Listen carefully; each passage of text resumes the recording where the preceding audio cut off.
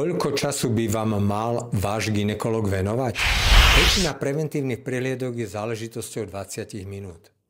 V niektorých prípadoch, napríklad pri nových nálezoch alebo komplikáciách, si pochopenie diagnózy vyžaduje detailnejšie vysvetlenie, čo je úplne normálne.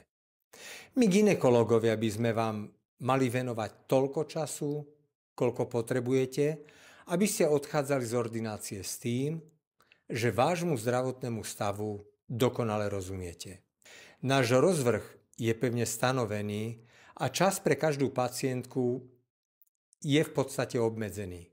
Ak však máte stále obavy, požiadajte svojho lekára o napríklad ďalší termín na podrobnejšie vysvetlenie.